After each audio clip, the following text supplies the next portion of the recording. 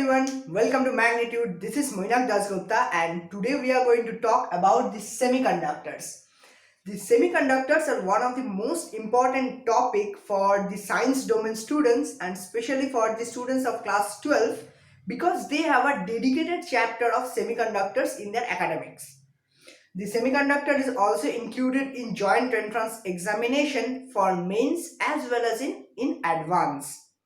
As well as the semiconductor is also an important concept for the electronics engineering, and this is a very important concept for the students of physics.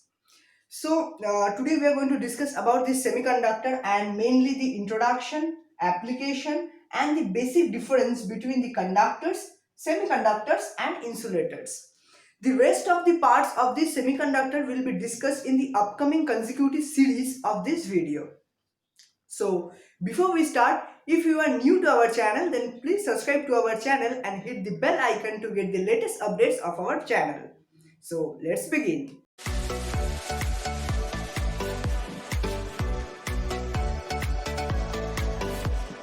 So before we start the semiconductors, we should know at least a brief about the conductors and the insulators. The conductors are those material which have the capacity to conduct a huge amount of electricity through them. And the insulators are those material which doesn't conduct electricity. And conductors, they conduct electricity. So, by the name only, these semiconductors are those material which lies between this conductor and semiconductor. This lies between the conductors and the semiconductors.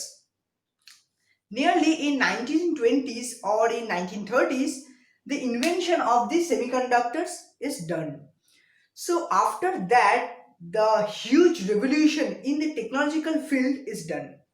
Because today in the field of engineering, of electronics, space science, communication, even in everywhere, the semiconductor materials are used. Even you are watching this video by a phone or by a computer, the importance of the semiconductor is used in that computer and phone also. You have seen that our phone has a small circuit board inside it, and even our computers have a motherboard inside it. Are very small components in those circuitry boards or in those motherboards. Those components are made of semiconductors, and those are called diodes, transistors, triodes. Even after that you will get to know about the logic gates and even MOSFET, BJT. BJT is a bipolar junction transistor. These type of things will come, and all these type of components are made of these semiconductors.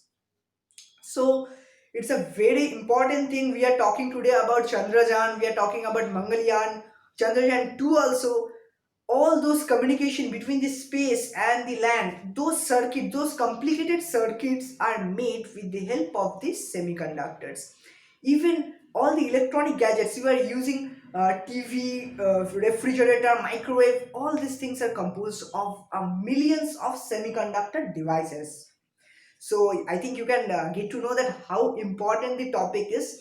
But the thing is, it's not that much difficult. We will go through briefly, and so I think it will be much more easier to understand. So the basic definition of semiconductor, you can say the basic definition of semiconductor in this way, that semiconductors are those material which have conductivity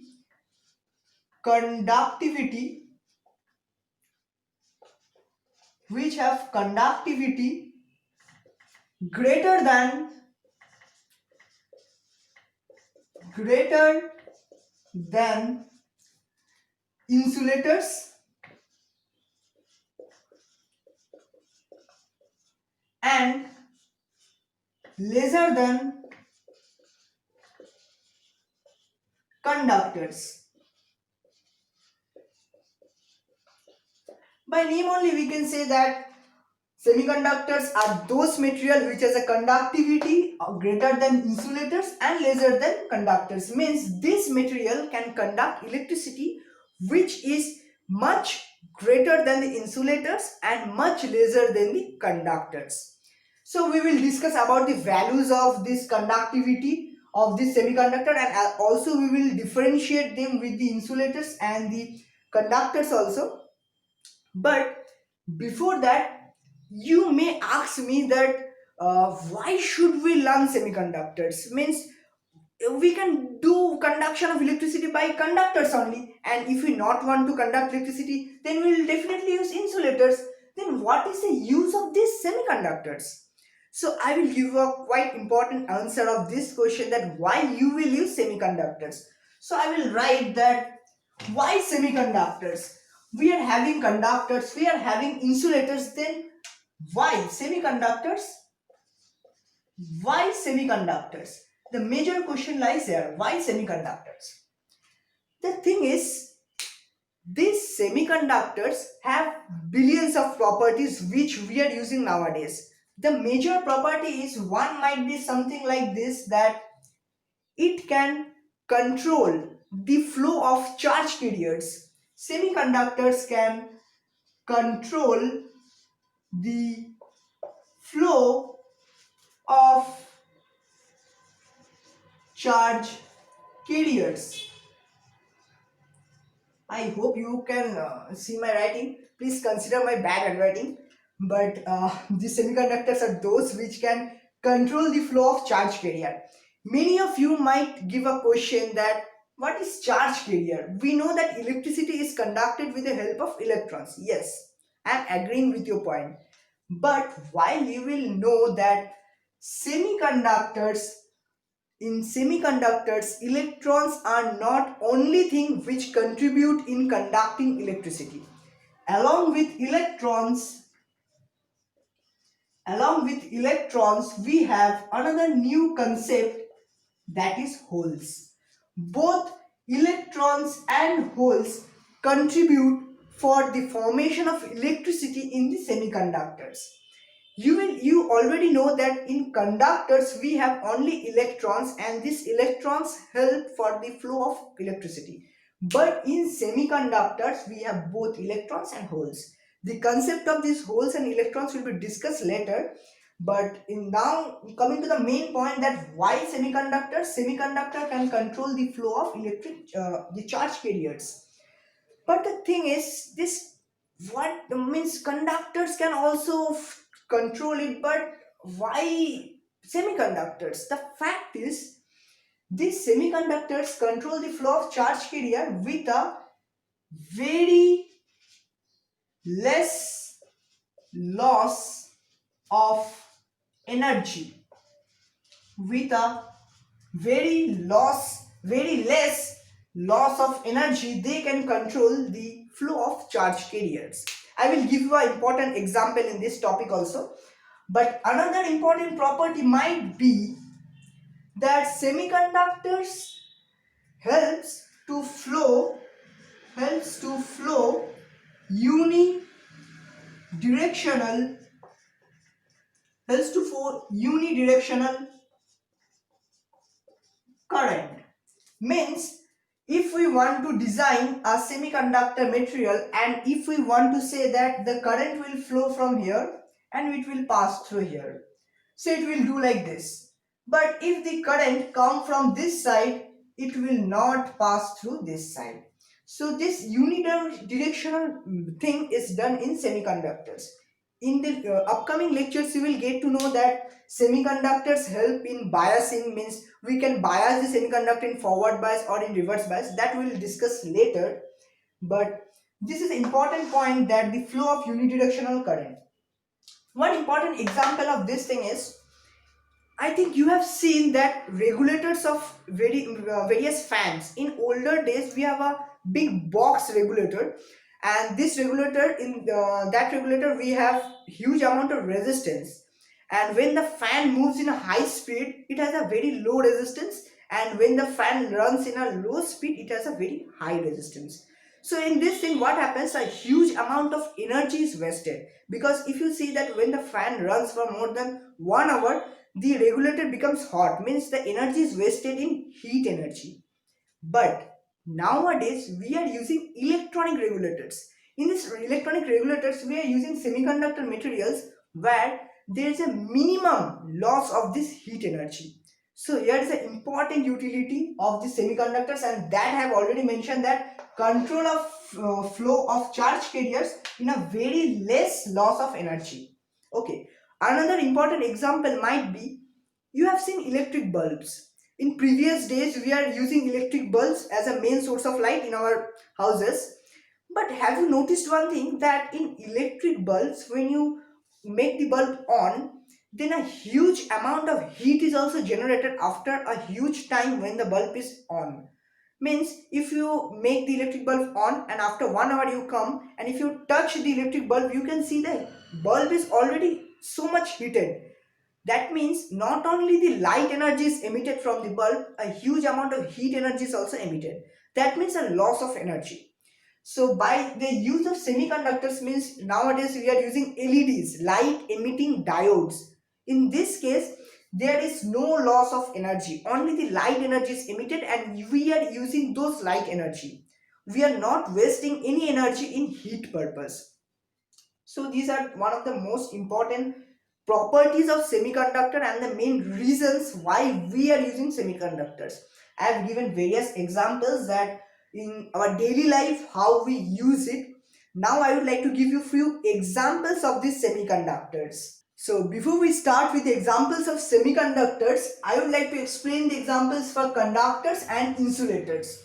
For conductors, we have copper and steel. There are more examples, but I am using copper and steel because these are the most frequently used thing as a conductor. And for insulator, we are using glass diamond. This acts as a very good insulator. And now comes this semiconductor. This is our main concern. For semiconductor, we use silicon and germanium. Silicon and germanium is an elementary example for semiconductors.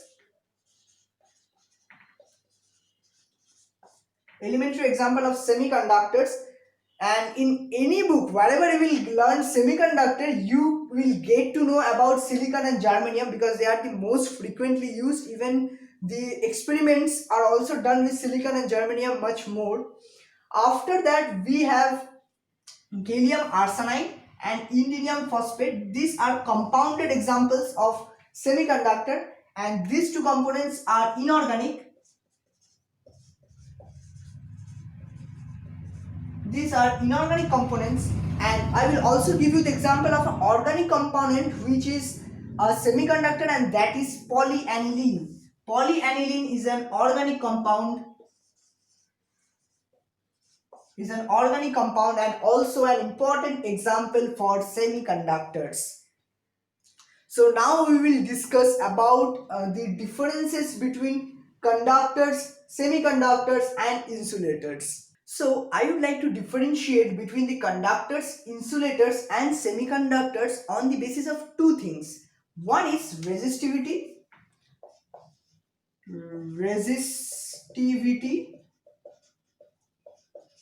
which is defined by rho, and another important thing is conductivity,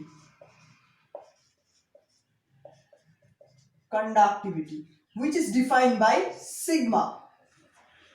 So before I start, I would like to say that if you don't know what is resistivity, then I would like to say that resistivity is something which is rho equals to RA by L, where R means the resistance of the conductor, or whatever it may be, the resistance of the material. A is the cross sectional area and L is the length. So this is actually what is resistivity. And if you don't know what is conductivity, then I would like to say that conductivity, sigma, is nothing but the opposite of resistivity. Means sigma equals to 1 by rho. So I think it is now clear, and it's a very easy thing. Almost, I think in class 10, 11, we have already gone through resistivity and conductivity also. So now comes that what is the resistivity of the conductors. As I have said that conductors are those material which can conduct electricity in a very high amount. So by this thing only we can understand that the resistivity. Resistivity means that we are opposing the flow of currents. Okay, so in conductors generally the resistivity will be very low, because in conductors a huge amount of current is flowing, so we are opposing the current very low, hence the resistivity of the conductors will be very low. So the resistivity of conductor generally lies in 10 to the power minus 2 to 10 to the power minus 8. Nearly value. It's not the exact value but nearly value, and the unit of resistivity is ohm meter. Okay. Now in case of insulators, you know that the resistivity means the opposing of the current is very high, because not a small amount of current is also flowing through the insulators. So it says that the resistivity is very high. In this case, the resistivity lies between 10 to the power 11 to 10 to the power 19 ohm meter. Generally between this range only the resistivity lies. And in case of semiconductors, I have already said that semiconductor lies between the conductors and the insulators. So the resistivity will also lie between the conductors and the insulators. So in case of the semiconductors, it lies between 10 to the power minus 5 to 10 to the power 6 ohm meter. So these are the resistivities of the conductors, insulators and semiconductors. So now the conductivity will be nothing but conductivity I have already mentioned, sigma equals to 1 by rho. So I am just opposing this thing. It will be 10 to the power 2 to 10 to the power 8, and it will be 10 to the power minus 11 to 10 to the power minus 19, and it will be 10 to the power 5 to 10 to the power minus 6, and in the unit of conductivity is Siemens meter inverse.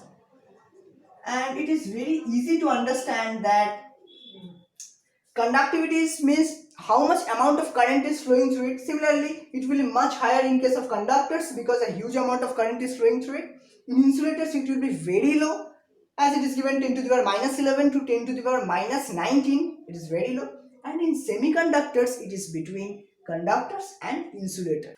So these are the basic differences between the conductors, insulators and semiconductors.